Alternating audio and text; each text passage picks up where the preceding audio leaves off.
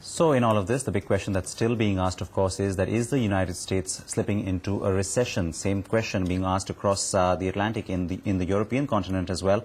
Well, we got you some big voices now coming up on Profit who shared with us their views. We're talking about Amartya Sen and also the former president at Goldman Sachs, Mr. Thornton. Is in a recession already, there's no question about that.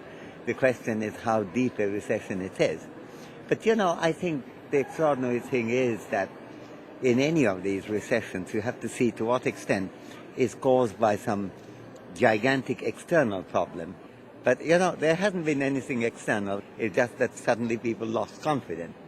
And that's how depressions traditionally have been. We are in China less affected, at least initially, because we are less dependent on trade, but we are dependent. Many of the booming sectors have a clear trade connection, and those things will certainly be affected. So I think in the long run we may be very well affected, and we already are to a great extent. I don't mean sex going down, that of course is a problem, but I think the much bigger problem of possible unemployment, possible slackening of the economy. Even the former president of Goldman Sachs, one of the last standing investment banks on Wall Street, also believes that no country is the same. And so India and China will have to depend on their own models for saving themselves from the crisis. It's unlikely to affect the Chinese financial system. That's a very healthy condition. I think it will affect the Chinese economy, but not so much as to be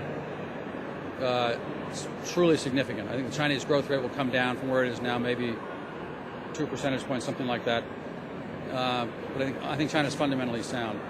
India I know less well, but I have similar feelings about it, that India will be affected, its economy will be affected, but not so bad as to throw things significantly into reverse.